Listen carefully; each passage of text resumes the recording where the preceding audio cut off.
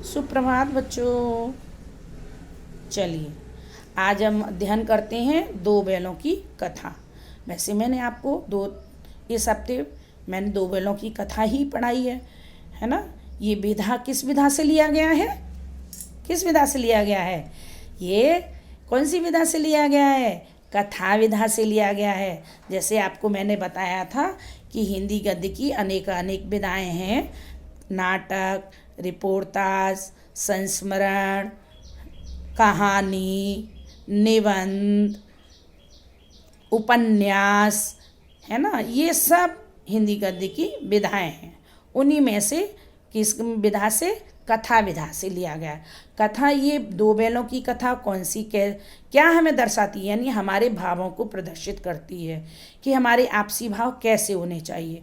अच्छा, साथ ही यह स्वतंत्रता क्यों, चूँकि हमें सबको प्रिय है, तो इसी के माध्यम से, स्वतंत्रता के माध्यम से सहज रूप से मुंशी प्रेमचंद के शान और दो बैलों की कथा के माध्यम से बताना चाहते हैं कि यह हमें अनेक यातनाएं इसके कारण झेलनी पड़ती हैं और हमें संघर्ष भी अधिक करना पड़ता है, तब कहीं जाकर के लोगों को स्वतंत्रता प्राप्त होती है।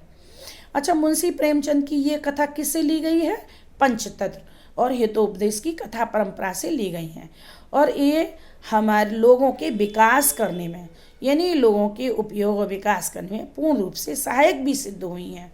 अब इसी का मैंने फर्स्ट पैराग्राफ आपको पढ़ाया था। जानवरों से लेकर के आपको अनादर कहीं नहीं देखा, है ना, यहाँ तक था। कल मैंने आपको 2 पैराग्राफ दिए थे, तो इसका फर्स्ट पैराग्राफ तो ये है आपका। तो इसमें मैंने कुछ प्रश्न दिए थे। जानवरों में सबसे अधिक बुद्धिहीन किसे माना जाता है और बुद्धिहीन मनुष्य को क्यों कहा जाता है? तो जानवरों में बुद्धिहीन सबसे अधिक किसे माना जाता है? गधे को माना जाता है। क्यों माना जाता है?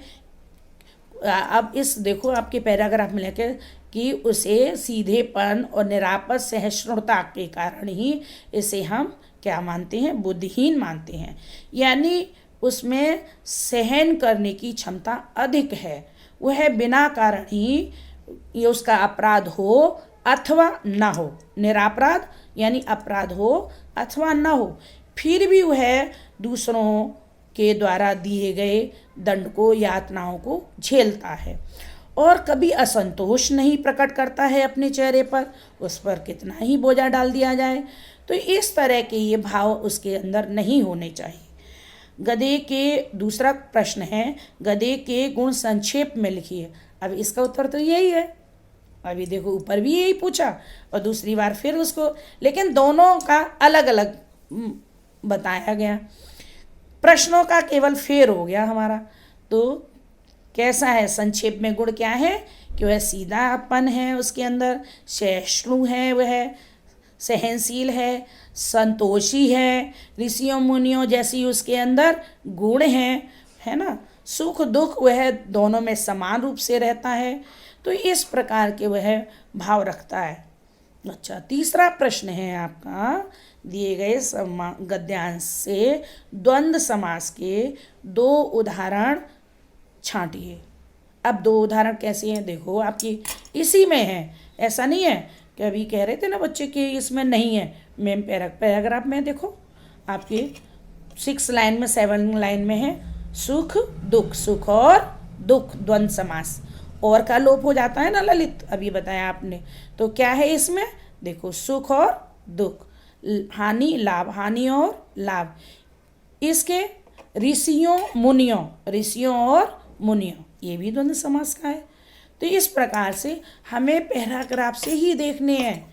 थोड़ा सा हमें अध्ययन अच्छे से करना है ना।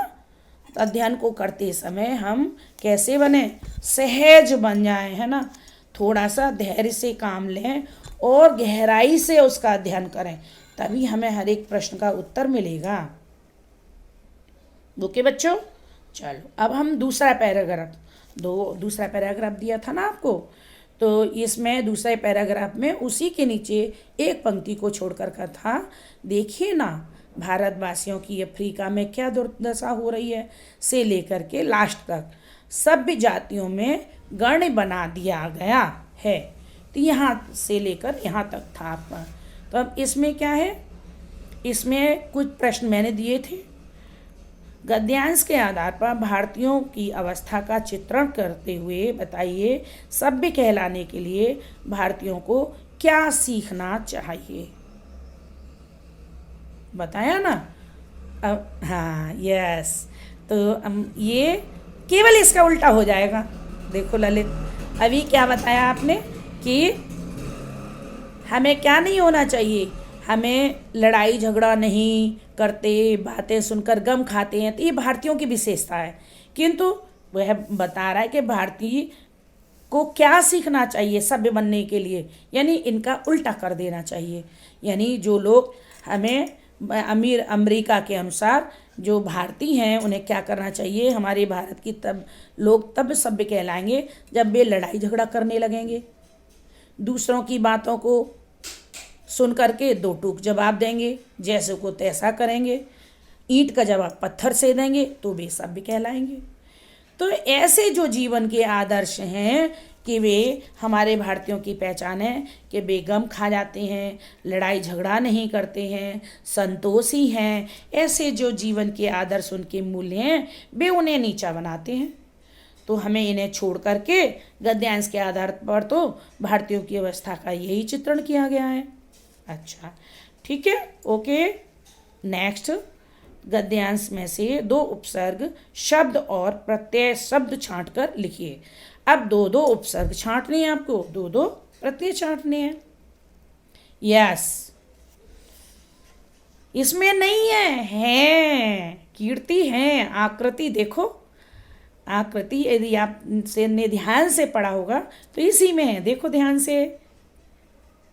फिर चलो, सब कुछ आपको, तभी तो कहते हैं गहराई से अध्ययन करें, इसको सजग होकर, चित्त को एकाग्र चित्त होकर के हमें पढ़ना है ना। तो चलते हैं, अब देखो कहाँ है, सबसे पहली पंक्ति ही देखते हैं। भारत वासियों की अफ्रीका में क्या दुर्दशा हो रही है। दुर्दशा, दुर क्या है, उपसर्ग, दशा उसका मूल शब्द है। अब मूल शब्द में शब्दांश जुड़ गया तो उसका अर्थ बदल गया, तो ये क्या है, उपसर्ग हुआ ना। यस। अब ऐसे ही तो देखो इसके आगे वाली पंक्ति चलें। अब आगे चल करके और आगे चलो आप देखो, कुसमय, कु माने बुरा और समय क्या है, मूल शब्द है, तो उपसर्ग उसका कु है। यानी ऐसे शब्दांश जो बदलते नहीं है, ऐसे के ऐसे बने वे उपसर्ग हैं। अब वे उपसर्ग यदि किसी में मिल जाते हैं, शब्दांश शब्द में मिल जाते हैं, तो उनका नया रूप बदल देते हैं, परिवर्तन कर देते हैं। तो कुसमय ये उपसर्ग है।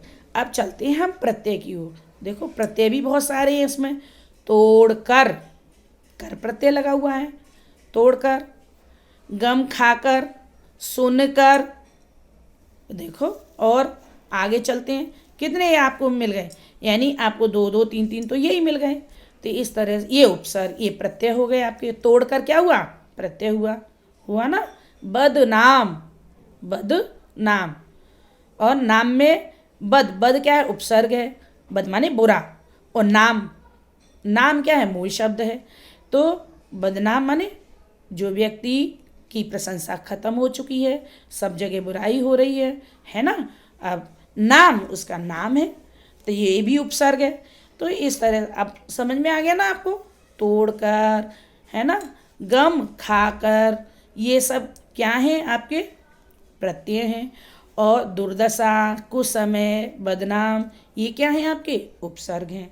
ठीक है, ओके।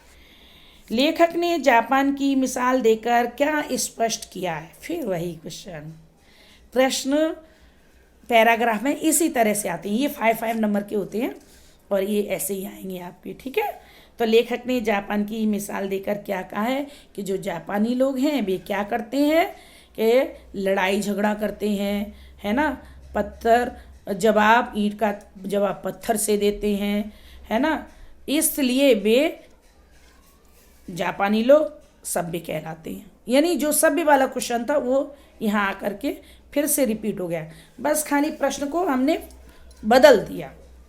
ओके बेटा, यस। अब मैं आपको क्या कराऊंगी, असाइनमेंट के क्वेश्चन कराने हैं।